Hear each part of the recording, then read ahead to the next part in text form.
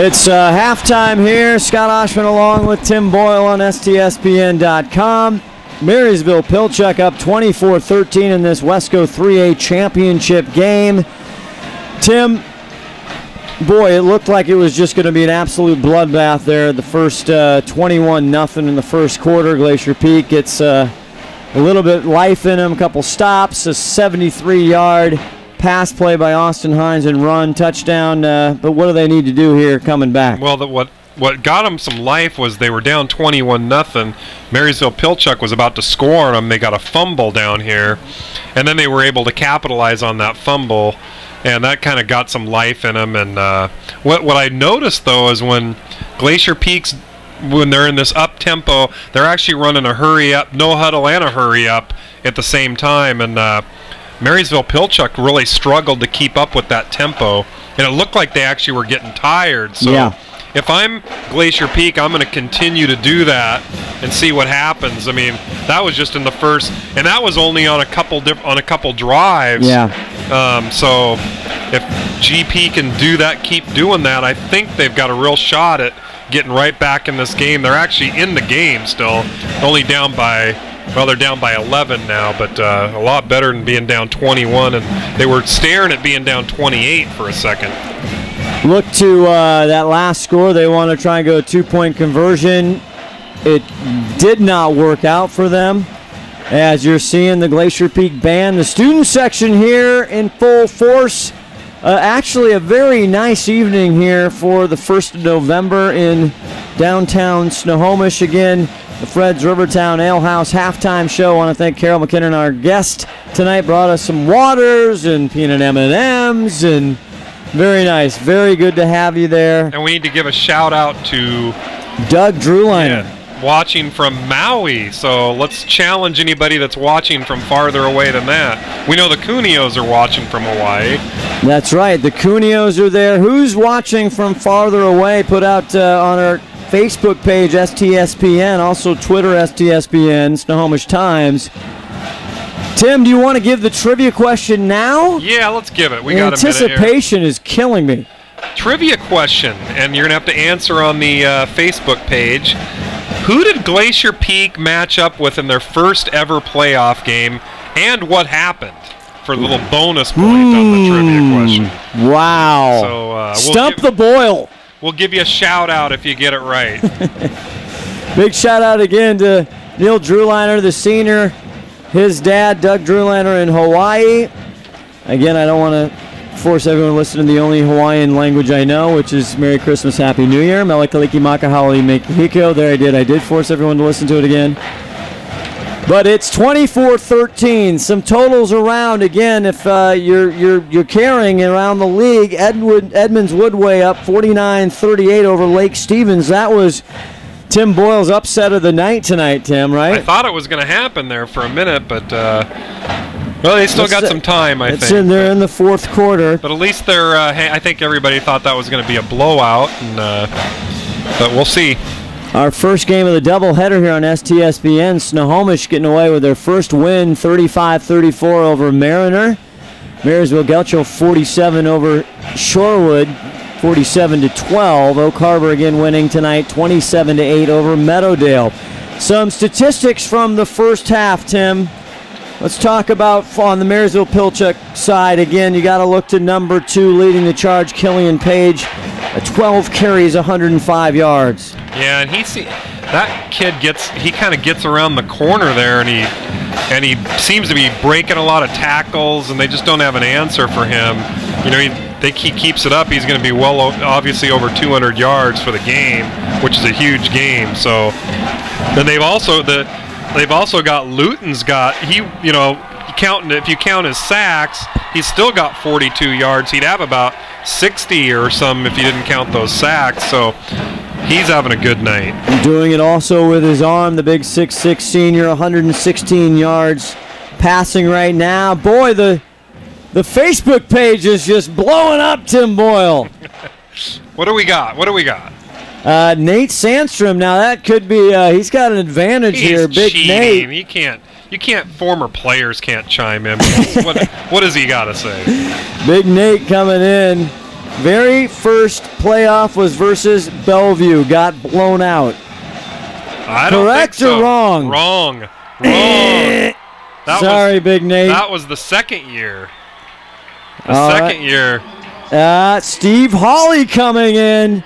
O'Day. Yeah, he got it. We lost. And he got the bonus point. Congratulations, Steve Hawley out there. Now, I actually don't even though that was our first playoff game, we didn't have seniors or anything like that, but yeah, he got the answer correct. Nate Sandstrom, I can't believe he didn't get that. Come on, Nate. Just about ready for kickoff. Glacier Peak going to receive. Hope you enjoy it, as always, our Fred's Rivertown Ale House halftime show. Spiva. Jake Berg looks at it, and he's in, but he takes it out. Gets to the 15, goes right up the middle, and he's just slammed to the turf. He'll make it to around the 18-yard line, or maybe the 17. We're going to have to talk to the GP special teams coaches because they can't seem to even get it out to the 20-yard line today. They seem to go right up the middle of the field in between the hashes, and that's not working out too well. No. 292 total yards for Marysville-Pilchuck against Glacier Peak's 234, making a lot of that up through the air in the first half.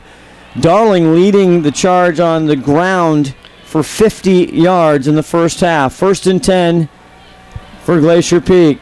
Branson gets it out to Wong, trying to make something happen, but Big 18 does a wrestling move, Tim Boyle. That's Alex Gray. He's been all over the place tonight. That's what you call a belly-to-back souffle. Ooh. Belly-to-back. Put a little salt and pepper on that, and you got a good Not meal. Not to be confused with the belly-to-belly souffle. Oh, stay tuned. Hopefully we'll get another second annual wrestling match here on STSBN. And we're hoping to do the Snohomish match. Talk to Coach, is it Mossberg, correct? Yes. Is that the Glacier Peak wrestling Correct. coach? He's excited about this year. Meanwhile, here at Veterans Memorial Stadium, 2nd and 11. Ball now on the 19 of Glacier Peak. Get it to Wong on the far side, trying to stretch it. Again, Gray, nice job getting off the blocker, and I'm not sure he got back to the line of scrimmage. It's going to be close. Wong was trying desperately to turn that corner out there, but MP's got some fast guys on the line.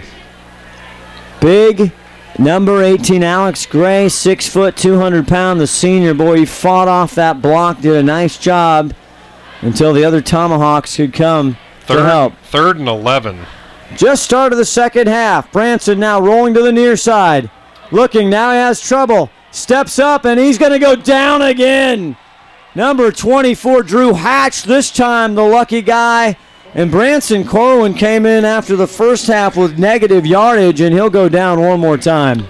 Branson's got to figure out a way to get rid of that. He's running around back there. Normally that works for him, but the level of competition is obviously a lot different tonight. With some of these Shorewoods and Shorecrests, he kind of runs around like crazy back there and ends up getting some positive yardage. Tonight it's not working. Boy, Spencer Pettit having his work cut out for him, standing at the goal line. Gets a nice snap, no pressure, a good punt. Hits at the 38. Picked up by Jones at the 46. Group tackling there by the Grizzlies, and that's where they'll start, though, on the Grizzlies side of the field, the 45. Well, he was actually considering not fielding that, and he made the right choice because that ball would have gone about another 20 yards down the field. But good play by the Grizzlies to not let him get any return. Again, they got a guy averaging like 25 yards a punt return, and that's huge. Well, I wonder if that's a mistake. It almost doesn't seem. Was there a penalty on that? Because they just brought it back. Boy, they did. There seems to be. I didn't see a flag down. I didn't see a flag either, but they brought it back another 10 yards. So they'll start back on their side at the 45-yard line. Archbishop Murphy 52, Granite Falls 10, and that's a final. Archbishop Murphy coming on strong. Yeah, they've been struggling this year. Luton hands it off to Page. Page cuts up the middle, a gain of 9.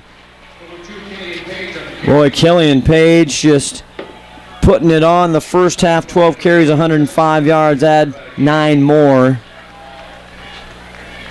It's it's amazing that they can be without one of the best running backs in the state and still be racking up all these yards. If you're just joining and didn't hear, Austin Joyner, the Phenom Jr., out tonight with battling a couple things, his ankle and also his shoulder. 2nd and 2. Gave him 8. Luton over the middle. Pass is complete and caught down to the 34-yard line. Finally catches up. Does Guffey and Trey Chambers, but not before Corey Davis gets a first down. Yeah, when you're expecting that run every time, it kind of opens it up for you, those quick little slants and bubble screens right down the middle. And boy, talk about seeing the field. 6'6", 210-pound Jake Luton. He is seeing everything above. He's the tower. 1st and 10. 6-yard pickup on that last one. Now Page again. Fights through tacklers now, breaking out to the secondary. Wong the only one, and he won't get there. Touchdown Tomahawks, Killian Page. 34-yard jaunt. Now, not only does that wishbone open up a lot of holes for you, but Page just does a great job of finding the holes, and he's got great vision and just figures out where he needs to run on that field to get himself in the end zone. Couple moves, sealed off on the front line, and he was gone. 8:30 left to go in this second quarter. Glacier Peak opening up this second half with the ball, not able to do anything. The Tomahawks started at their own 45, 3 plays, and Ryan Spiva on for the extra point. He gets it off, it's up, and it is good. So with 8:30 to go here, a little bit of the gas out of the tank here, but our Seattle Hill Sport and Spine Physical Therapy score. Marysville-Pilchuck now 31, Glacier Peak 13. We'll be back with more right after this. You're watching Glacier Peak football on the Snohomish Times Sports Network. Schedule standings, photos, announcements, and playoff brackets for every school and every sport at every level of play. Visit the Western Conference website at www.wescoathletics.com. That's wescoathletics.com, your official source for West Coast sports.